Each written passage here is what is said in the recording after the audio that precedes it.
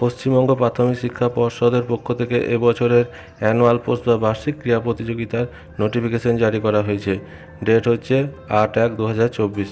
বিজ্ঞপ্তি গ্রাম পঞ্চায়েত, চক্র, মহকুমা, জেলা ও রাজ্য স্তরের অবৈতনিক প্রাথমিক ও নিম্ন বুনিয়াদী বিদ্যালয়, মাদ্রাসা ও শিশু শিক্ষা কেন্দ্রসমূহের সকল ছাত্রছাত্রীদের জন্য 39তম বার্ষিক ক্রীড়া প্রতিযোগিতা 2023। এখানে ডিটেলসে অনেক কিছু দেওয়া আছে, আমি আলোচনা করব কবে কবে মহকুমা, জেলা বা গ্রাম পঞ্চায়েত লেভেলের খেলা হবে, কোন কোন বয়সে ছাত্রছাত্রীরা এতে অংশগ্রহণ করতে পারবে, এছাড়া কী কী খেলা থাকছে, ক বিভাগ বিভাগে এর ডেট অফ বার্থ কত উল্লেখ থাকছে, কী কী যোগা, কী কী নিয়ম কানুন, সমস্ত এই ভিডিওতে আলোচনা করব।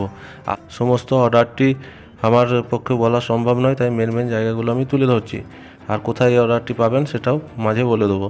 প্রথমে যেটা হচ্ছে, গ্রাম পঞ্চায়েত স্তর থেকে জেলা স্তরের প্রতিযোগিতা নিম্নলিখিত তারিখের মধ্যে করতে হবে। গ্রাম পঞ্চায়েতের ডেট হচ্ছে 10ই জানুয়ারি থেকে 17ই জানুয়ারি 2024-এর মধ্যে। মহকুমা পর্যায়ে খেলা করতে হবে 18ই জানুয়ারি থেকে 25শে জানুয়ারির মধ্যে। আর জেলা পর্যায়ের খেলা করতে হবে 27শে জানুয়ারি থেকে 31শে জানুয়ারির মধ্যে।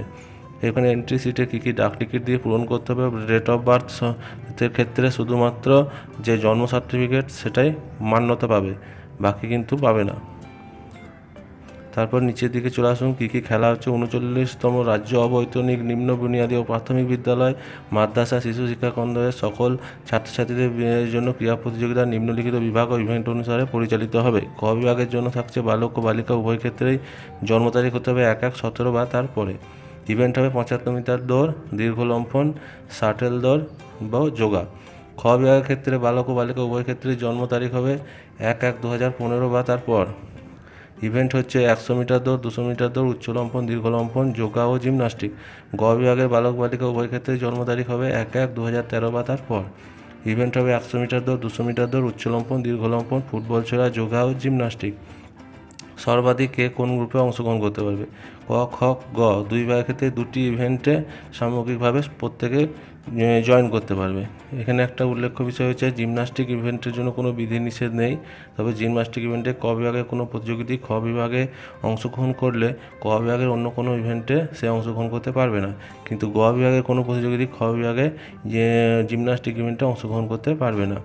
রাজ্য পর্যায়ে ও জেলা পর্যায়ে প্রতিযোগিতা প্রতি ক্ষেত্রে সব প্রতিযোগীর পারফরমেন্স রেকর্ড করা হবে।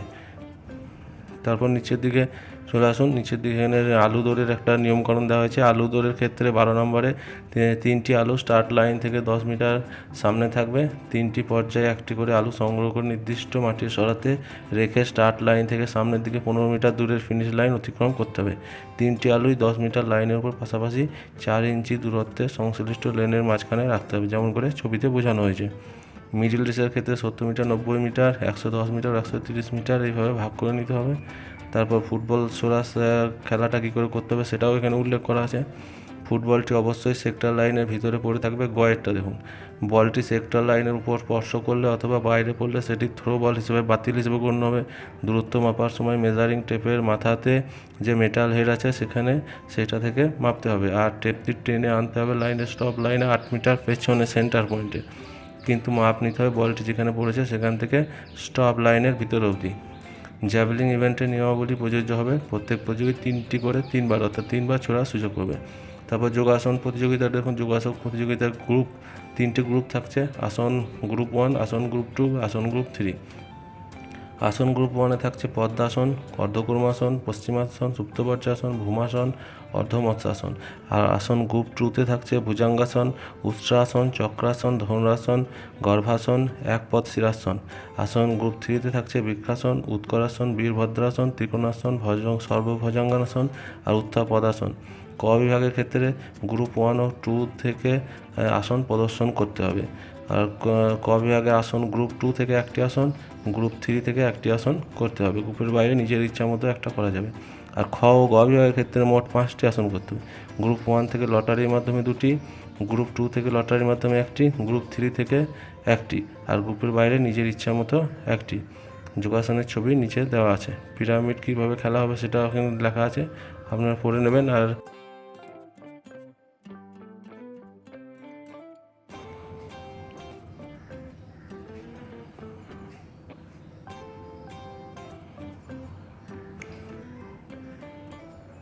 এটা অঙ্গীকারপত্র যেটা প্রত্যেকেই পাঠ করতে হবে। তারপর যে ক্রীড়া প্রতিযোগিতা প্রাথমিক 2023 তার শংসাপত্র কীরকমভাবে হবে, কীভাবে ছবি ছিটিয়ে কী কী লিখতে হবে, এটা পুরো উল্লেখ করে দেওয়া হয়েছে। তারপর আমরা নিচের দিকে আরও চলে যাই, ব্যায়ামের ধরন দেওয়া আছে এখানে। জিমনাস্টিক কী কী জিমনাস্টিক করা যাবে তার একটা লিস্ট দেওয়া আছে, দেখে নিন। 1 leg handspring, round off, flag flip, split sit and 3 direction, press handstand, handstand for forward roll and stop and stand up, T-balance, backward roll, phone position।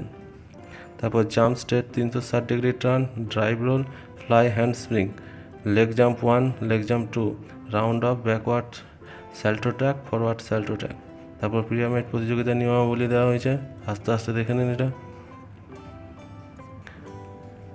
তারপর যোগাসনের লিস্ট দেওয়া আছে, গ্রুপ 1, গ্রুপ 2, গ্রুপ 3তে যেগুলো যোগাসনগুলোর নাম করা হয়েছে সেগুলো এখানে ছবি সহকারে দেওয়া আছে, এখান থেকে আপনারা দেখে নেবেন। আপনাদের সুবিধার্থে সমগ্র অর্ডারটি ডাউনলোড লিঙ্ক ডেসক্রিপশন বক্সে দেওয়া হলো, সেখান থেকে আপনারা ডাউনলোড করে নেবেন এবং সম্পূর্ণ অর্ডারটি দেখে নেবেন।